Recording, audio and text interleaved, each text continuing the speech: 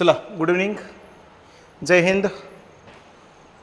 आलात का रे? बँकांची काय बँक.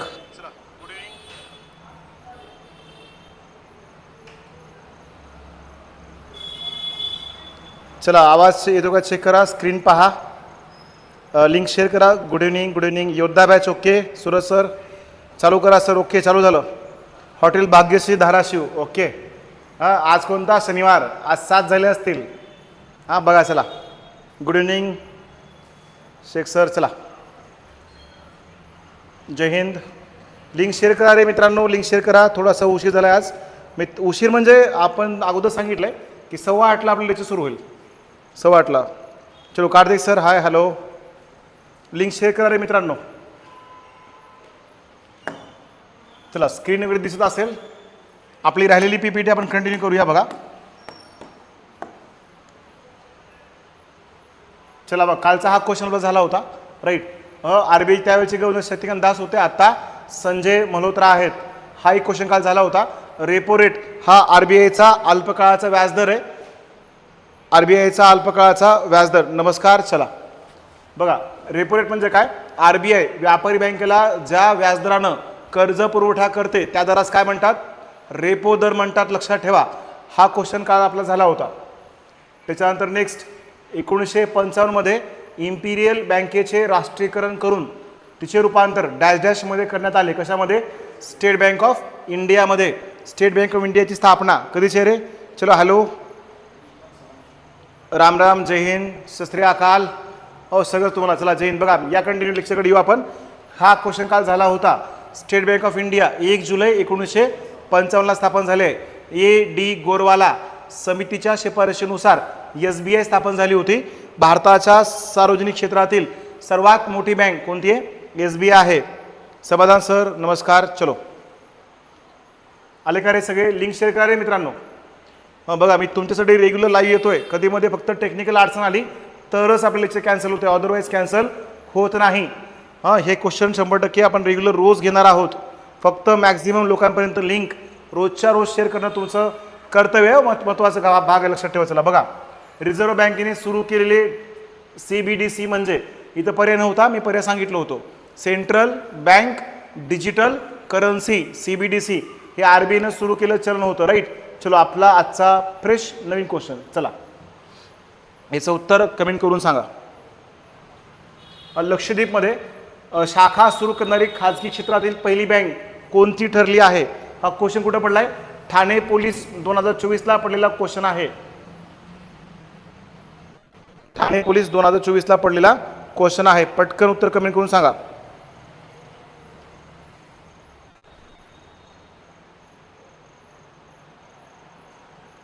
चला आले का रे आन्सर? HDFC पर्याय क्रमांक 4 लक्षद्वीपमध्ये शाखा सुरू करणारे. ऑप्शन 4 काय रे पर्याय? Future corps 4, premier 4. ओके सगळ्यांचा ऑलमोस्ट आन्सर आलेला आहे HDFC. बघा राईट. हे त्यावेळेला 24 मध्ये विचारलेला PYQ पोलीस भरतीचा. याचं उत्तर तेच आहे बघा. चला थोडंसं माहिती बघूया आपण. खाजगी क्षेत्रातली सर्वात मोठी बँक कोणती आहे? तर ICICI आहे. पण आत्ता सध्या सर्वाधिक भांडवल असणारी बँक कोणती आहे? HDFC बँक आहे. लक्षात ठेवा. HDFC. आता HDFC बद्दल माहिती चला कमेंट करून सांगा. HDFC म्हणजेच काय? HDFC याचं फुल फॉर्म काय होतं रे? Housing development financial corporation. Housing development financial corporation HDFC limited केव्हा स्थापन झाली होती? लक्षात घ्या. ही बँक स्थापन झाली 1977 1977 HDFC बरोबर आहे. त्याला महामंडळ होतं बरं का, कॉर्पोरेशन होतं. हसमुख पारेख यांनी स्थापन केली बँक आहे. खाजगी क्षेत्रातली बँक आहे. विशेषतः या बँकेची विशेषता बघा, ही बँक गृहकर्ज पुरवठा करते रे. गृहकर्ज म्हणजे घर बांधण्यासाठी कर्ज पुरवठा करणारी बँक आहे. महत्वाची स्थापना वगैरे सर सर्व सांगा. येस भैया सगळं सांगतो. 1977 बँक आहे बघा राईट. 1977 पुढे लक्षात घ्या. ही बँक आणखी आत्ता सध्या अलीकडे बघा काय झालंय, HDFC बँकेचं रूपांतर HDFC महामंडळ होतं बरं का, हे HDFC महामंडळाचं HDFC बँकेमध्ये रूपांतर झालंय. कधी? आत्ता सध्या HDFC बँक मोठ्या घरातून लहान घरामध्ये आली असं पेपरला वाक्य आलं होतं. मोठ्या कुठं आलं? महामंडळामध्ये स्थापन झालेली, लक्षात ठेवा. चलो ठीक आहे. हा, होम लोन प्रोव्हाइड करते, लक्षात ठेवा. आता FDFC बँक कधीची आहे तर लक्षात घ्या, 1 जुलै 2023ला HDFC महामंडळाचं या कॉर्पोरेशनचं रूपांतर कुठं झालं? HDFC बँकेत झालेलं आहे, लक्षात ठेवा. आणि आत्ता सध्या काय म्हणता येईल, आताच्या बँक क्षेत्रामध्ये सर्वाधिक भांडवल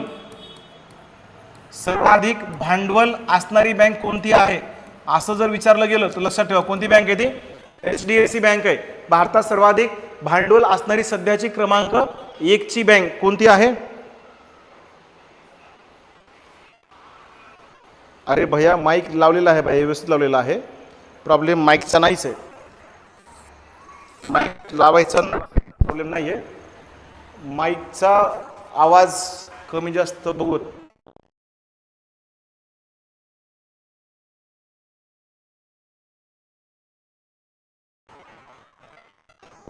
माईक असेल, चेक करू असेल. चला,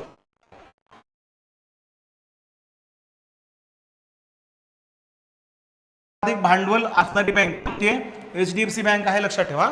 आता सध्या भारतातली क्रमांकाची बँक HDFC असेल.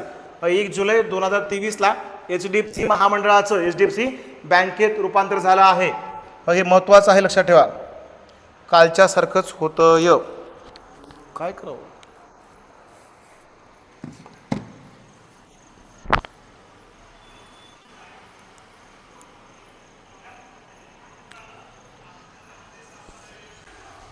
एक मिनिट. चला बघा रे, आता माईक चेंज केलोय बघा, येतोय का चेक करा. खरखर करतोय, आता येत असेल बघा. हां राईट. ICICI कधीची बघा, ICICI बद्दल लक्षात घ्या रे.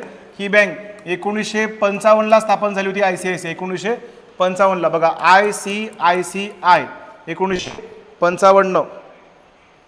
आता चेक करा, आता बरोबर येत असेल, चेक करा बघा. ICICIचं full form industrial credit and investment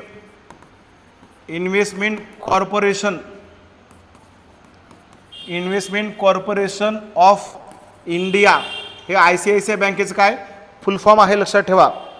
हो, आता क्लिअर येतोय. ओके, चला ठीक आहे. हो, माईकमध्ये थोडासा प्रॉब्लेम झाला आहे, नवीन माईक ऑर्डर केले, उद्याला ते माईक पण येऊन जाईल. आजच्या दिवस ॲडजस्ट करा बघा, उद्यापासून रेग्युलर नवीन माईक विषयी बोलू आपण. 1955ला ICICI बँक स्थापन झाली, लक्षात ठेवा. भारताच्या खाजगी क्षेत्रामधली सर्वात मोठी बँक कोणती आहे असं विचारल्यास कोणती असणार? ICICI सर्वात मोठी बँक आहे. नंतर पुढे बघा, नेक्स्ट सन 2002 मध्ये या ICICI महामंडळाचं ICICI बँकेमध्ये रूपांतर झालं आहे, लक्षात घ्या. ICICI महामंडळाचं ICICI बँकेत रूपांतर झालं आहे, लक्षात ठेवा रे, महत्वाचं आहे ते, परीक्षेला विचारलं जाईल, बरोबर. चलो ओके. बघा, ICICI आणखी एक भारताच्या सार्वजनिक आणि खाजगी क्षेत्रात दोन्हीलाही कर्ज पुरवठा करणारी बँक कोणती आहे? ICICI बँक आहे, राईट. चलो नेक्स्ट, अजून एक महत्त्व सांगा. HDFC बँकेचं रूपांतर बघा. आता HDFC सर्वाधिक भांडवल असणारी भारतातली कितव्या क्रमांकाची बँक असं विचारलं जाईल. कितव्या क्रमांकाची आहे ती? क्रमांक 1 ची बँक आहे. सर्वात जास्त भांडवल असणारी बँक कोणती आहे? HDFC बँक असेल. या सगळ्या खाजगी बँकेत कोटक महिंद्रा, ॲक्सिस बँक सुद्धा कोणती आहे? फॉरेनची बँक आहे बरं का, ॲक्सिस बँक सुद्धा. हा, कोटक बँकेचं चला स्थापना वर्ष कमेंट करा रे. कोटक बँक आणि ॲक्सिस बँक, ही ॲक्सिस बँक स्थापन झाली बघा. कधीची ॲक्सिस? ही पण खाजगी आहे बरं, लक्षात ठेवा, प्रायव्हेट बँक आहे, खाजगी बँक आहे ॲक्सिस. याची स्थापना वर्ष पटकन कमेंट करून सांगा रे. ॲक्सिस बँकेची स्थापना वर्ष कधीचं आहे? 1993ची ही ॲक्सिस बँक आहे, लक्षात ठेवा, 1993. त्या प्रश्नाचं उत्तर पर्याय क्रमांक काय असेल? तर पर्याय क्रमांक 4 HDFC आहे, लक्षात ठेवा, राईट. चलो बघा, शेती आणि ग्रामीण विकासाची राष्ट्रीय बँक नाबार्डची स्थापना केव्हा झाली आहे? शेती आणि ग्रामीण विकासाची राष्ट्रीय बँक लाईट गेल्यामुळे होत असेल सर, कदाचित असू शकतंय. चला आता बऱ्यापैकी आवाज क्लिअर येत असेल. हां, ते 2002 लक्षात ठेवा. ICICI बँकेत रूपांतर झालं होतं, तो क्वेश्चन गेला आपला, राईट. हा 93ची ॲक्सिस बँक, ती पण खाजगी बरं का, फॉरेनची आहे. चलो बघा, एक लक्षात घ्या. पुढचा क्वेश्चन, शेती आणि ग्रामीण विकासाची राष्ट्रीय बँक नाबार्डची स्थापना केव्हा झाली आहे? हा प्रश्न आतापर्यंत 10 वेळा पडला रे मित्रांनो. महत्त्वाचा क्वेश्चन आहे, लक्षात ठेवा परत, ठीक आहे. कधीची आहे तारीख बघा. 12 जुलै 1979, 80, 81, 82. Future cops 1982, 444. शिवरामन समिती, अगदी बरोबर आहे मित्रांनो, राईट. लक्षात ठेवा नाबार्ड, याच्याविषयी महत्त्वाचे वाक्य समजून घ्या नाबार्डबद्दल. हे वाक्य परीक्षेला येऊ शकतात, राईट. नाबार्ड ग्रामीण भागाची कोणती बँक आहे? शिखर बँक आहे बरं का. ग्रामीण भागाची शिखर बँक म्हणून कोणती बँक ओळखली जाते? तर ती नाबार्ड आहे, लक्षात घ्या, राईट. नंतर नेक्स्ट, 1963 RBIनं ग्रामीण भागाला कर्ज पुरवठा करण्यासाठी ARC चालू केलं होतं. ARC म्हणजे ॲग्रिकल्चरल रिफायनान्स कॉर्पोरेशन, ARC. त्याच्यानंतर 1975 ARDC, हे दोन्ही विभाग कुणाचे होते? RBIच्या मालकीचे होते. हे दोन्ही विभाग बघा. पुढं 1979 बी शिवरामन नावाची समिती स्थापन झाली होती, बरोबर. या बी शिवरामन समितीनुसार हे जे दोन विभाग आहेत, कोणते? ARC प्लस ARDC, या दोन्हीचं मिश्रण कशामध्ये केलंय? नाबार्ड बँकेमध्ये केलेलं आहे. नाबार्ड, लक्षात ठेवा. ग्रामीण भागाची बँक आहे, शिखर बँक आहे. शेती क्षेत्राला अग्रक्रमानं कर्ज पुरवठा करणारी बँक कोणती आहे? नाबार्ड आहे, लक्षात घ्या, राईट. नाबार्डचं फुल फॉर्म हे लक्षात ठेवा रे. नाबार्डचं फुल फॉर्म विचारलं जाईल. National bank for agricultural national bank for agricultural and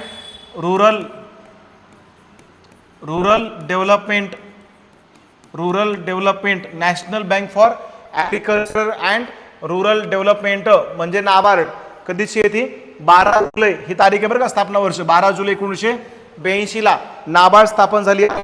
शेतकऱ्यांसाठी कर्ज पुरवठा करते. ग्रामीण भागाची काय ती?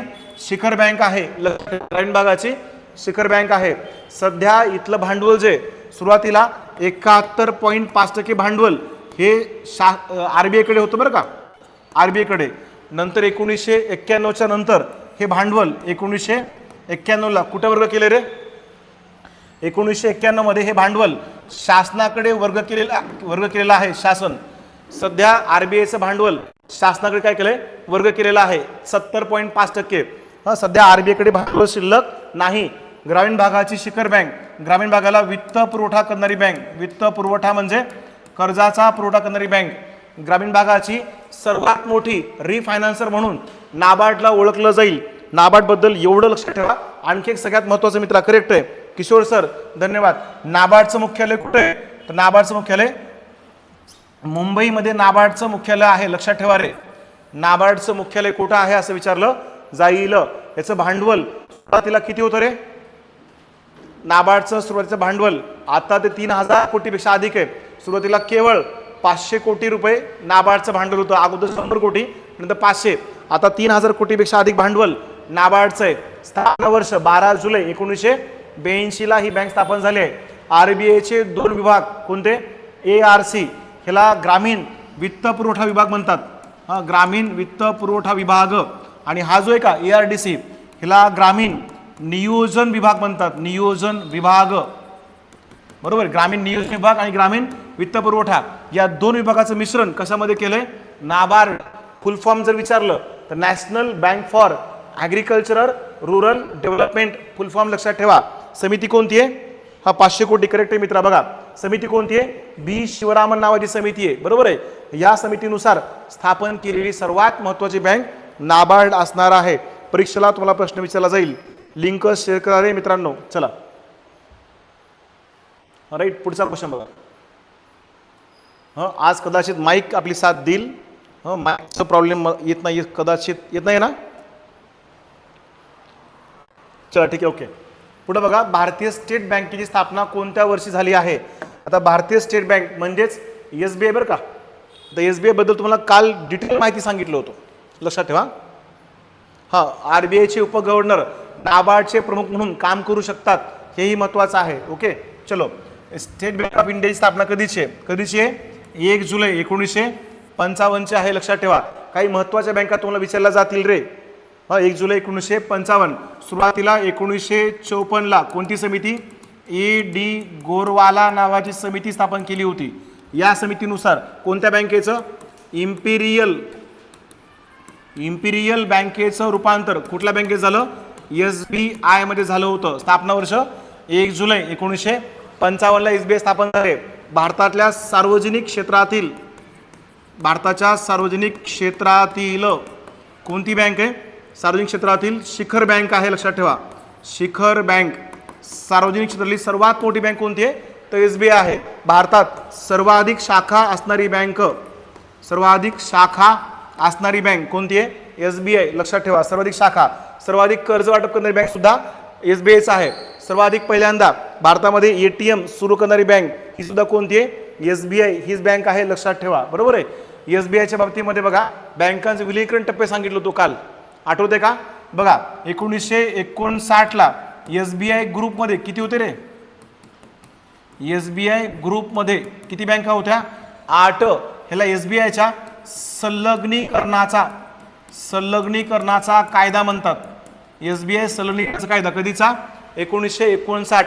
8 बँका होत्या. त्याच्यानंतर 1963 मध्ये कोणती? बँक ऑफ जयपूर आणि कोणती रे? Bank of Bikaner. या 2 बँकेचं काय झालं होतं? विलिनीकरण झालं होतं आपसामध्ये, बरोबर आहे. जयपूर आणि बिकानेर. त्याच्यानंतर 1997ला कोणती बँक? काशीनाथ सेठ नावाची बँक. बघा, काशीनाथ सेठ नावाची बँक कुठं आली? SBI मध्ये विलीन झाली होती. ते मद्रास बँक वगैरे तुम्हाला सांगितलं काल. इम्पिरियल बँका होत्या. सुरुवातीला इलाका बँका होत्या, बरोबर आहे. त्यातली कोलकाता पहिली 1806ची, बेंगॉल दुसरी 1809ची, मुंबई तिसरी, बॉम्बे 1840ची आणि मद्रास चौथी 1843ची. त्या 4ही बँकेचं रूपांतर कुठं झालं होतं? इम्पिरियल बँकेत झालं होतं. कधी? 1921ला. आणि इम्पिरियल बँकेचं रूपांतर कुठं झालं रे? SBI मध्ये. प्रश्न विचारलाय. SBIचं राष्ट्रीयकरण केव्हा झालंय? तारीख काय होती? 1 जुलै 1955. कोणत्या बँकेचं विलिनीकरण SBI मध्ये केलं गेलं? उत्तर काय होतं? इम्पिरियल बँकेचं रूपांतर SBI मध्ये झालं आहे, लक्षात ठेवा. आणि ती AD गोरवाला समिती महत्वाची आहे. त्याच्यानंतर पुन्हा 2008ला कोणती बँक रे? सौराष्ट्र नावाची बँक SBI मध्ये विलीन झाले. त्याच्यानंतर 2010ला कोणती बँक? 10ला कोणती रे? इंदोर बँक SBI विलीन झाले. त्याच्यानंतर आता अलीकडे 2000 कितीला? 17ला 5 बँका SBI मध्ये आल्यात. कोणत्या? स्टेट बँक ऑफ कोणती रे? हैदराबाद. त्याच्यानंतर त्रावणकोर, म्हैसूर, पटियाला आणि कोणती रे? जयपूर आणि बिकानेर. अशा या 5 बँका SBI मध्ये काय झाल्यात? विलीन झालेल्या आहेत. हे कालच्या लेक्चरला सांगितलं होतं. बऱ्यापैकी काही लोकांना पाठ असेल. चला, हॅलो, चला, ओके. सगळ्यांना आवाज वगैरे क्लिअर येत असेल? चला, सगळ्यांचं पुन्हा एकदा स्वागत आहे मित्रांनो. मॅक्सिमम लिंक शेअर करत चला. ओके, चलो. हे एवढं SBI मध्ये संदर्भातलं लक्षात ठेवा बरं का, महत्वाचं आहे. अजून एक सगळ्यात महत्वाची माहिती, या SBI न आता श्रीलंकेमध्ये पहिली शाखा निर्माण केली आहे. म्हणजे श्रीलंकेत भारतातल्या बँकेनं सुरू केलेली पहिली शाखा कोणत्या बँकेची आहे असं विचारल्यास SBI बँकेनं कुठं? श्रीलंकेमध्ये. त्याचं उद्घाटन मला वाटतं भारताचे अर्थमंत्री, केंद्रीय अर्थमंत्री निर्मला सीतारामन यांनी उद्घाटन केलं होतं. श्रीलंकेत पहिली शाखा काढणारी भारतीय बँक कोणती असं जर तुम्हाला विचारलं गेलं, जसं मागच्या प्रश्नामध्ये विचारलं होतं बघा, मालदीवमध्ये काढणारी बँक, तसं सेम प्रश्न येऊ शकतो. श्रीलंकेत पहिली शाखा काढणारी भारतातली पहिली बँक कोणती आहे? काय लिहाल? State bank of India, SBI ही भारतातली पहिली बँक आहे, लक्षात ठेवा. बरोबर आहे. स्थापना वर्ष हेच आहे, बाकीचे चुकीचे आहेत. ओके. सर्वात जास्त शाखा सुद्धा कुठल्या येतात? SBIच्या आहेत. ओके, चलो ठीक आहे. आणखी एक महत्वाचं बघा, अजून काही बँका सांगतो महत्वाच्या. कोणत्या येतात? IFCI. बरं, भारतातली पहिली बँक, भारतीय लोकांची आणि भारतातली 1881 अवध कमर्शियल बँक होती बरं का. Awadh commercial bank 1881. भारतातली ही बँक आहे बरं का, ज्यात अर्ध भांडवल भारतीय लोकांचं होतं. त्यातली भारतातली पहिली बँक कधीची? 1771ची. कोणती? Bank of Hindustan. Bank of Hindustan ही भारतातली पहिली बँक आहे, लक्षात ठेवा. बँक ऑफ हिंदुस्तान भारतातली पहिली बँक आहे. त्यानंतर अर्ध भांडवल असणारी पहिली बँक कोणती? तर 1881 मधली कोणती? अवध कमर्शियल. ह्यालाच औंध बँक सुद्धा म्हणतात, औंध बँक, लक्षात ठेवा. त्यानंतर 100% भारतीय लोकांची असणारी पहिली बँक कोणती आहे? तर ती लक्षात घ्या. 1894 मधली पंजाब नॅशनल बँक PNB 100% भारतीय लोकांची असणारी भारतातली पहिली बँक आहे बरं का. धावत्या रेल्वेमध्ये ATM सुरू करणारी पहिली बँक बँक ऑफ महाराष्ट्र. कुठले? Maharashtra bank of India. Panchavati express Mumbai. धन्यवाद मित्रा. बघा, हे करंट अफेअरमध्ये प्रश्न आहे रे. ATM कुठलं? धावत्या रेल्वेमध्ये ATM सुरू करणारी पहिली bank Maharashtra bank of India. Okay, चलो ठीक आहे. हिंदुस्तान पहिली बँक, अर्ध भांडवल असणारी पहिली बँक अवध कमर्शियल, आणि 100% भारतीय भांडवल असणारी पहिली बँक कोणती? PNB Punjab national bank. त्यानंतर 1948ला FCI स्थापन झालं होतं. IFCI industrial financial corporation of India. त्याच्यानंतर नेक्स्ट कधीचं बघा, 5 जानेवारी 1955ला ICICI नावाची बँक स्थापन झाली. 5 जानेवारी 1955 ICICI नावाची बँक. धन्यवाद. चलो बघा पुढं. नेक्स्ट कधीची? 1 जुलै 1955 कोणती? SBI नावाची बँक स्थापन झाली. 1 जुलै 1955. म्हणजे लक्षात घ्या, अगोदर ICICI स्थापन झाली, नंतर SBI स्थापन झाली. म्हणजे ही थोरली आहे आणि धाकटी आहे. धाकटी थोरली कळतं का नाही? हां, लक्षात ठेवा. अगोदर स्थापन झाली ही, नंतर स्थापन झाली बँक आहे. त्याच्यानंतर नेक्स्ट 1900 बघा, 1956 मध्ये, म्हणजे 1 सप्टेंबर 1956ला LIC स्थापन झाले. LIC life insurance corporation of India. LIC स्थापन झाले कधी? 1 सप्टेंबर 1956. लक्षात ठेवा रे, 1 सप्टेंबर 1956 LIC. त्याच्यानंतर नेक्स्ट कधी? 1 जुलै 1964 मध्ये कोणती बँक? IDBI नावाची बँक स्थापन झाली. 1 जुलै 1964. त्याच दिवशी UTI नावाची संस्था स्थापन केलेली आहे, बरोबर.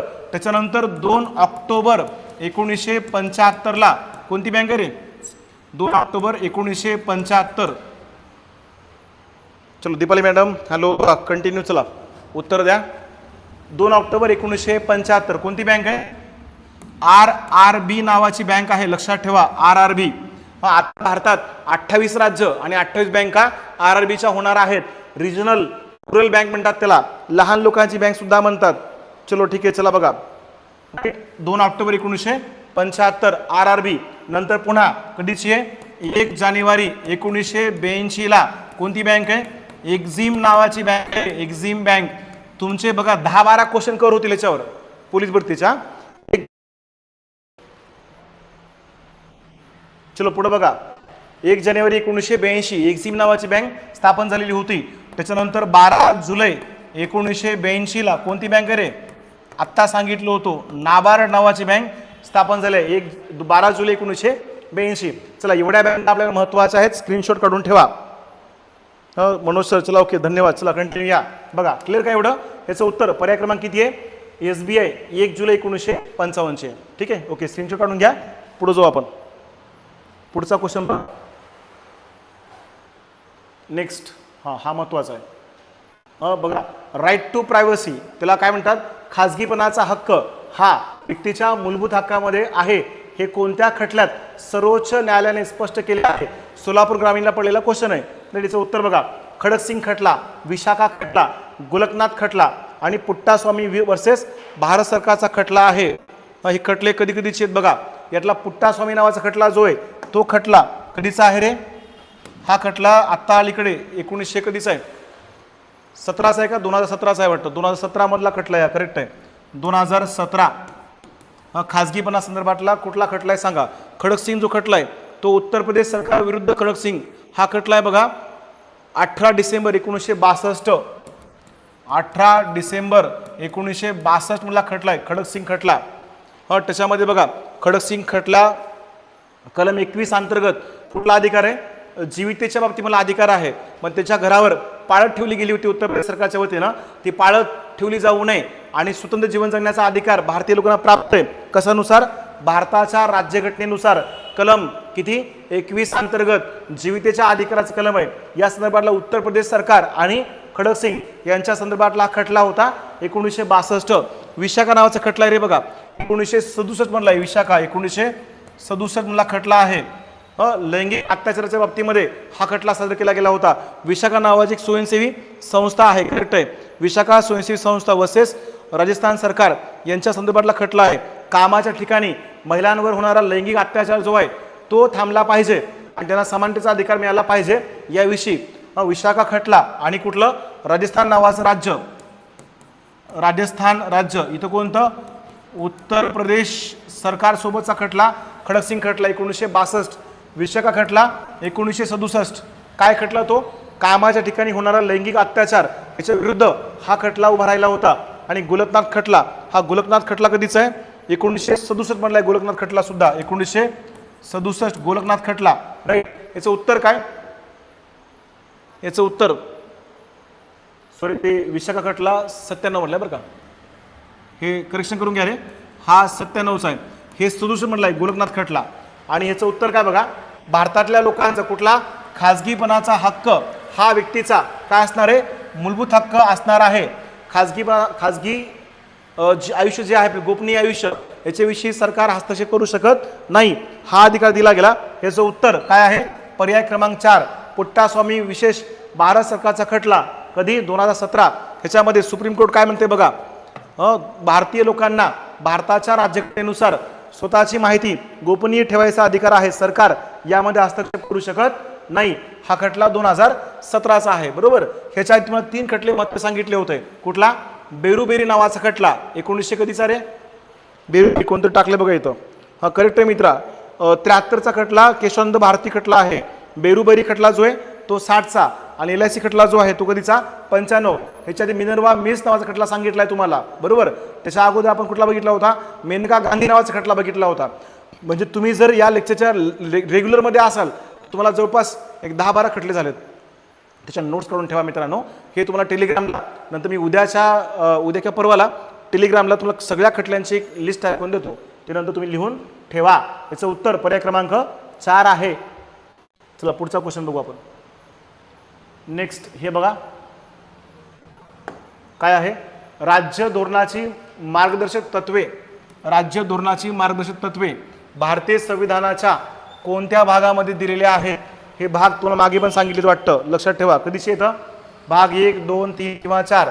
भारतीय राज्यघटनेमध्ये सध्या, पूर्वी काय होतं, एकूण भाग, एकूण कलमे आणि एकूण परिशिष्ट सुरुवातीला किती होते, 22 भाग होते. 395 काय होते, कलम होते आणि 8 काय होते, परिशिष्ट आणि एक प्रस्तावना होती, राईट. सध्या भारताच्या राज्यघटनेमध्ये एकूण भागांची संख्या किती रे, सध्या 25 भाग आहेत आणि 465 प्लस कलम आहेत आणि 12 काय येतं, शेड्युल्ड किंवा अनुसूच्या आहेत. त्यातलं बघा हे एक जे आहे ते काय दर्शवते, संघराज्य, भारताचं संघराज्य किंवा राज्यक्षेत्र कलम 1 पासून ते कलम किती आहे, 4 मध्ये आहे. संघराज्य किंवा भारताचं राज्यक्षेत्र. भाग 2 जो आहे तो भाग 2 कुठला आहे, नागरिकत्व, भाग 2 कलम 5 ते कलम किती आहे, 11 मध्ये आहे. म्हणते 1955चा कायदा पण लागू आहे त्याला. पुढे मला वाटतं त्याच्यावरचा क्वेश्चन आहे, त्या संदर्भात सांगतो आणखी माहिती परत, ठीक आहे. चलो नेक्स्ट. करेक्ट आहे, 25, 465 आणि 12. आणि घटना दुरुस्त्या लक्षात ठेवा रे, हे जर विचारलं बघा कुठं, सध्या भारतीय राज्यघटनेत घटना दुरुस्त्या किती झाल्या आता, सध्या 106 घटना दुरुस्त्या आहेत. आणि घटना दुरुस्ती विधेयक किती झालेत, विधेयक सध्या आता 128 घटना दुरुस्ती विधेयक संमत झालेत आणि 106 घटना दुरुस्त्या झालेल्या आहेत. आणि आणखी 129वे घटना दुरुस्ती विधेयक कशासाठी, 1 नेशन 1 इलेक्शन मांडलं गेलंय, रामनाथ कोविंद समितीवरती आधारित आहे. पुढे बघा नेक्स्ट कंटिन्यू. भाग तिसरा कुठला आहे? मूलभूत काय आहेत रे? हक्क आहेत. मूलभूत हक्क हे कुणाकडून? कलम किती आहे? 12 ते 35 मध्ये आहे. कुणाकडून घेतलेत? अमेरिकेच्या घटनेकडनं घेतलेत. नागरिकत्व कुठून घेतलं आपण? ते ब्रिटनकडनं घेतलंय. संघराज्य, मग ह्याच्यामध्ये भारतीय संघराज्यावर प्रभाव कुठल्या देशाचा आहे? सांगा रे पटकन. नारी शक्ती वंदना विधेयक घटना दुरुस्ती 106. बरोबर आहे मित्रा. सप्टेंबर 2022 आहे बघा ते. राईट. चलो. संघ, भारत 100% संघराज्य नाहीये, राज्यांचा संघ. इंडिया दॅट इज भारत, राज्याचा संघ असा उल्लेख आहे राज्यघटनेत. आणि 4 जो आहे तो मात्र मार्गदर्शक तत्वाचं कलम आहे. लक्षात ठेवा. ही तत्व राज्यसंस्था किंवा शासन संस्थेला लागू आहेत. लक्षात ठेवा. कुणाकडे घेतलं आपण ते? कलम किती मध्ये येतं? कलम 12 ते 35 आहे बरं का इथं. 12 ते 35. कलम 36 ते कलम किती? 51 मध्ये मार्गदर्शक तत्व आहेत. बरोबर. न्यायप्रविष्ट आहेत किंवा नाहीत? पटकन कमेंट करा. तुम्ही सांगा. न्यायप्रविष्ट तत्व, मूलभूत कर्तव्य न्यायप्रविष्ट आहेत. दाद मागता येते. कलम 32. भारतीय राज्यघटनेचा आत्मा आहे त्याच्यामध्ये. बरोबर. इथं न्याय मागता येतो. मूलभूत हक्काविषयी कर्तव्य आणि तत्वाबद्दल न्याय मागता येतो का? ते न्यायप्रविष्ट आहेत का? मागच्या व्हिडिओ सांगितलं होतं. पटकन सांगा. हे कुणाकडनं घेतलं आपण? आयरिश घटनेकडनं किंवा आयर्लंडच्या घटनेकडनं घेतलेले आहेत. बरं, लक्षात ठेवा. महत्वाचं आहे. मार्गदर्शक तत्व. राईट. हे न्यायप्रविष्ट आहेत का रे? नाहीत. बरोबर आहे. हे न्यायप्रविष्ट नाहीत. तत्व पण नाहीत आणि कर्तव्य पण नाहीत. कर्तव्य कुठे आहेत रे? कर्तव्य लक्षात घ्या रे. भाग 4 जो आहे त्या 4A मध्ये काय दिलेत? मूलभूत काय येतं? कर्तव्य आहेत. भाग 4 कलम किती? 51A मध्ये आहे बघा. किती येतं? 11 कर्तव्यांचा समावेश आहे. कुणाकडनं घेतलेत? सोव्हिएत संघ, रशियाकडनं घेतलेत आपण. रशियाच्या घटनेकडून काय घेतलेत? मूलभूत कर्तव्य घेतलेले आहेत. सरकारने काय करायला पाहिजे? बरोबर मित्रा. कॉप्स, फ्युचर कॉप्स, अगदी बरोबर आहे. राज्यसंस्थेसाठी तत्व आहेत बरं का. राज्यसंस्थेनं स्त्री पुरुषांना समान न्याय देणे, रोजगारामध्ये समान संधी देणे, कामामध्ये समानता आणणे, वेतनामध्ये समानता आणणे, रोजगार मिळवून देणे इत्यादी प्रकार किंवा समान न्याय व्यवस्था निर्माण करणे, या प्रकारची तत्व कुठे येतं? भाग 4 मध्ये. कलम 36 ते 51. न्यायप्रविष्ट नाहीत. न्यायालयात दाद मागता येत नाही. कुणासाठी येतं? राज्यसंस्थेसाठी आहेत. आणि कर्तव्य जे येतं हक्क हे मात्र भारतीय नागरिकांसाठी आणि परकीय नागरिकांना सुद्धा काही हक्क प्राप्त होतात. बरोबर आहे. त्यामुळे कर्तव्य आणि हक्कामध्ये फरक काय बघा. हे तिन्ही गोष्टी महत्त्वाच्या आहेत. कर्तव्य न्यायप्रविष्ट नाहीत, मार्तत्व सुद्धा न्यायप्रविष्ट नाहीत, हक्क मात्र कसे येतं? न्यायप्रविष्ट आहेत. हे एवढं लक्षात असू द्या. घटना दुरुस्ती 86 ओके 2002 त्या 11वे कर्तव्य ॲड केलं होतं. 6 ते 14 वर्षापर्यंत मोफत आणि सक्तीच्या शिक्षणाच्या संधीच्या बाबतीमध्ये राज्याची मार्गदर्शक कलम किती? भाग किती मध्ये? 4 मध्ये. कलम 36 ते 51 मध्ये आहे. मला वाटतं एवढं मोर दॅन सफिशियंट आहे. काही विद्यार्थी म्हणत होते सर स्पष्टीकरण जास्त होत आहे. सांगा रे मित्रांनो. जास्त झालं कमी करतो, मला काय अडचण नाही. आपल्या घरची खेती आहे. कमी जास्त करू शकतो आपण. चला बघा. भारतीय संविधानात कायद्यापुढे समानता कोणत्या अनुच्छेदामध्ये अंतर्भूत आहे? हा प्रश्न 5 वेळा पडलाय. ह्याचं उत्तर आलं पाहिजे. ह्याचं उत्तर बऱ्यापैकी सगळ्यांना येत असेल कदाचित. काय म्हणते बघा. भारतीय संविधानात काय कायद्यापुढे समानता कोणत्या कलमामध्ये किंवा अनुच्छेदामध्ये येते? कलमांना अनुच्छेद म्हणतात. इंग्रजीत त्याला काय म्हणतो? आर्टिकल म्हणतो आपण. तुला माहिती असेल आर्टिकल. लक्षात ठेवा रे. समानतेचं कलम. आता लक्षात घ्या. कलम 5 हे कुठलं आहे? कलम 5 आणि कलम 7 नागरिकत्वाबद्दल आहे. नागरिकत्वाबद्दल कलम 5 आणि कलम 6 हे 2 कलम आहेत. थोड्या वेळाने येतो.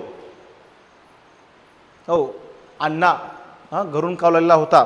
मी आयुष्यात एकच कॉल असा आहे ज्या नावानं माझ्या वडिलांचा नंबर सेव्ह आहे तो कॉल मी कुठेही उचलणार. बरोबर आहे.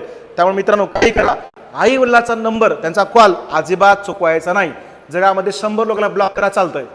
मम्मी पप्पाचा फोन जर आला आई शपथ ही गोष्ट नंतर आयुष्यात पुन्हा भेटत नाही. त्यांचा कॉल घेत चला.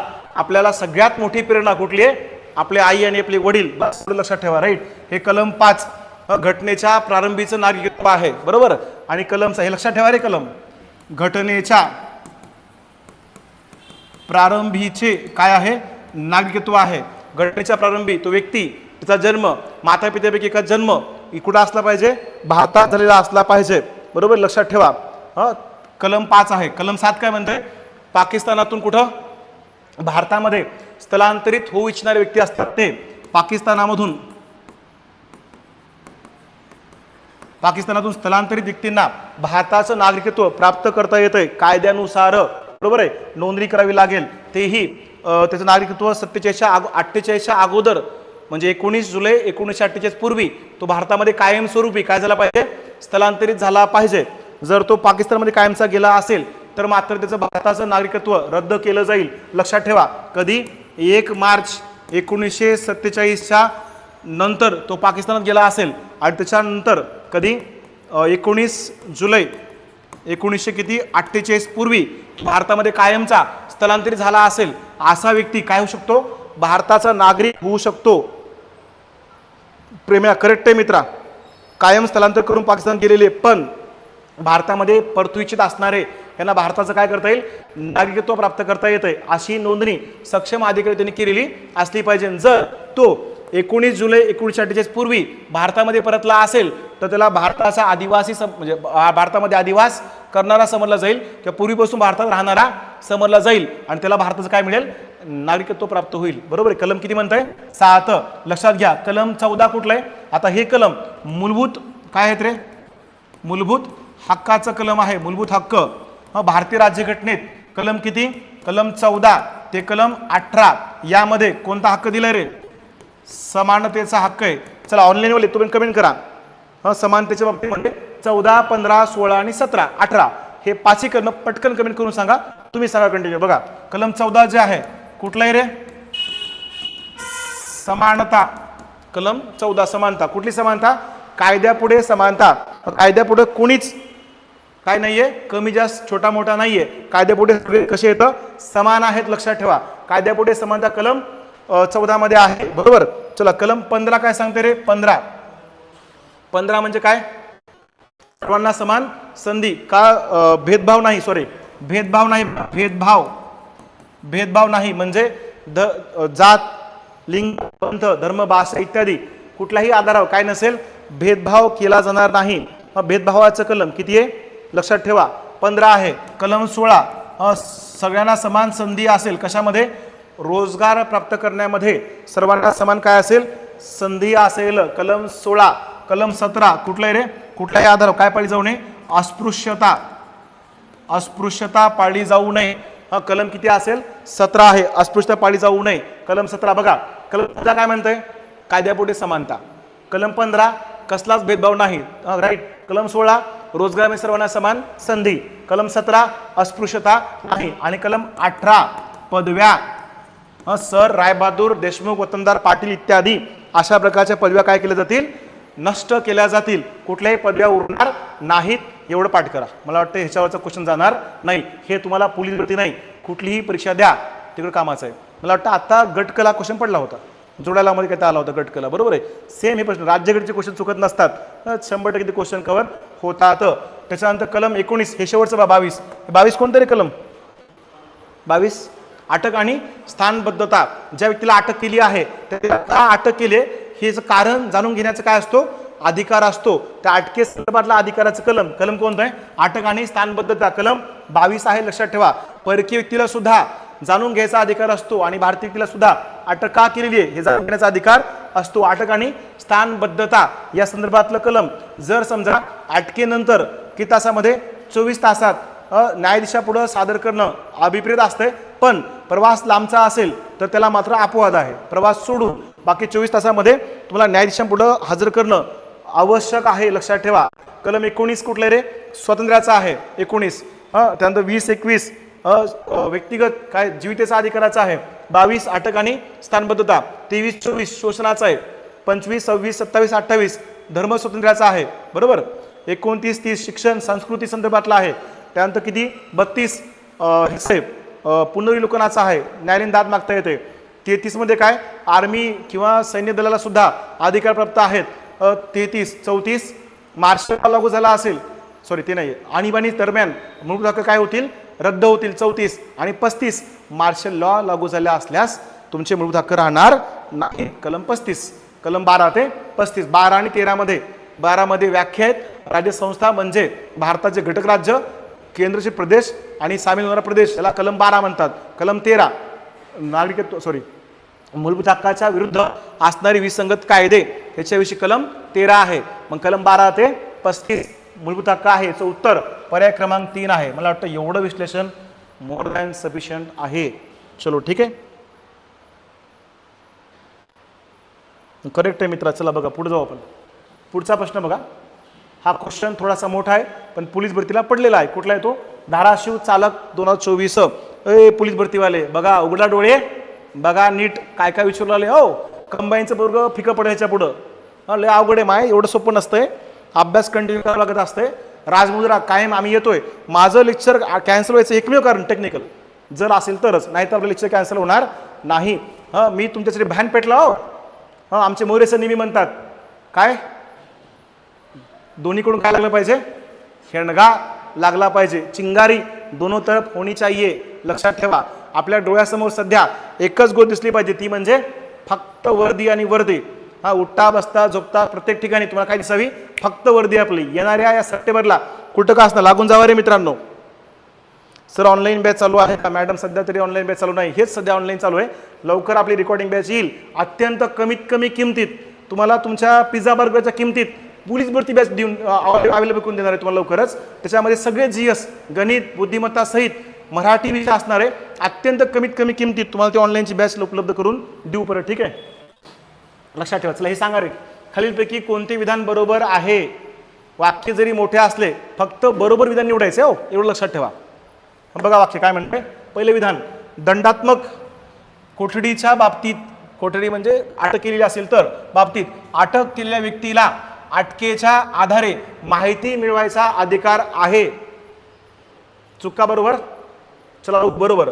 प्रतिबंधात्मक अटकेपासून संरक्षण केवळ कुणाला? नागरिकांना उपलब्ध आहे आणि परदेशी लोकांना नाही. हे विधान कसं आहे? सत्य नाही बरं का, असत्य विधान आहे ते, दोघांनाही तो प्राप्त आहे. त्यानंतर प्रतिबंधात्मक अटकाव कायद्यानुसार कोणत्याही व्यक्तीला कोणत्याही परिस्थितीत 3 महिन्यापेक्षा जास्त काळ ताब्यात ठेवता येत नाही. चुकीचं आहे. कालावधी काय मग? हे विधान कसं आहे?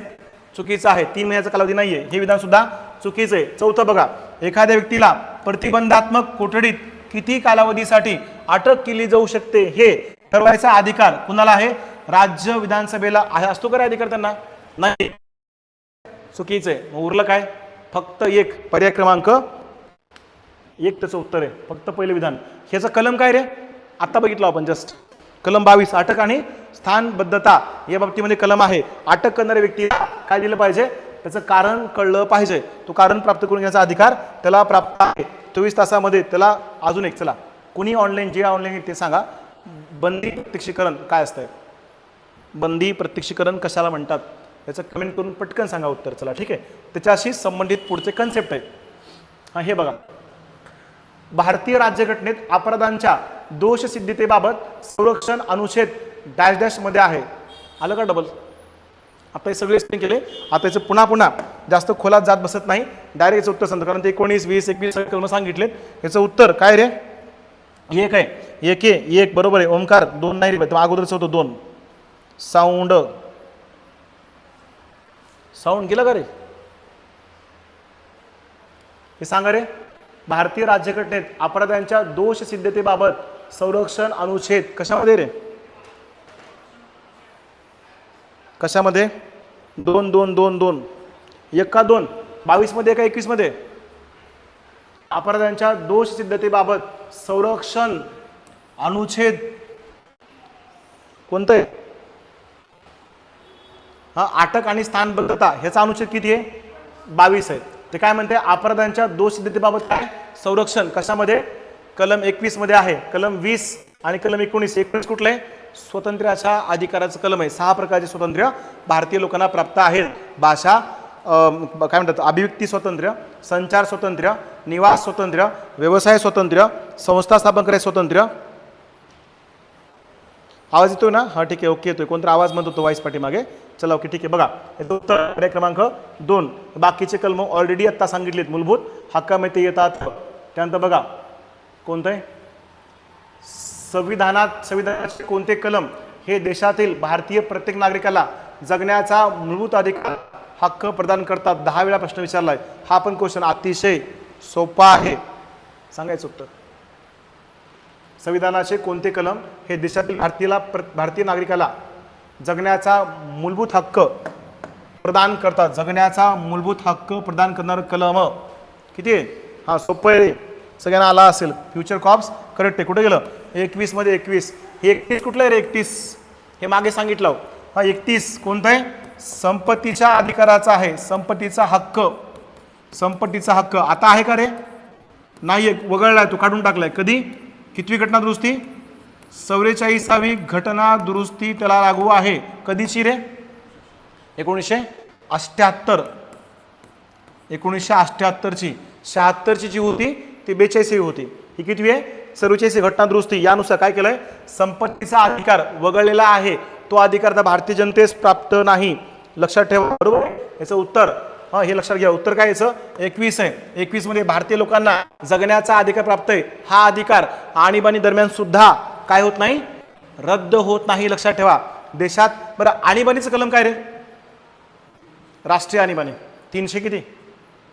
औ हा बरोबर आहे. सांगा. 356 राष्ट्रीय आणीबाणीचं कलम आहे. बरोबर आहे. राष्ट्रपती राजवट कलम काय? कमेंट करा रे. 338 68 368 घटना दुरुस्तीचं कलम आहे. हा राष्ट्रपती राजवट आणि वित्तीय आणीबाणी. चला तिन्हीचे कलम कमेंट करा. पटपट सांगा. चला हे 356 आणीबाणीचं कलम आहे. लक्षात घ्या. अजून एक क्वेश्चन. आणीबाणी ही संकल्पना जी आहे ती आपण 1935च्या कायद्यामधून घेतलेली आहे. लक्षात ठेवा. आणि आणीबाणी दरम्यान मूलभूत हक्क, काही मूलभूत हक्क काय होत नाहीत? रद्द होत नाहीत किंवा काही होतात. ते कुणाकडनं घेतलंय तेही सांगा परत. ठीक आहे. हा 360 आहे. करेक्ट आहे. राष्ट्रपती राजवट 360. हा 352 356 आणि 360 बरोबर आहे मित्रा. 52 ला आणीबाणी वाटतं, 356 ला राष्ट्रपती राजवट आहे आणि बाकी कोणतं आहे? वित्तीय आणीबाणी आहे. ठीक आहे. तिन्ही आणीबाणी लक्षात ठेवा. कलम 21 ह्या बाबतीमध्ये आणीबाणी दरम्यान हे कलम लागू राहते बरं का. आपल्याला जीविताचा अधिकार प्राप्त आहे. कलम 17 कोणतं रे? 17 शोषणाविरुद्ध अधिकाराचा आहे. समान याच्यामध्ये बघा कलम 14 ते कलम 18 दरम्यान समानतेच्या अधिकारामध्ये येत आहे. कलम 222 कुठलं कलम आहे? 222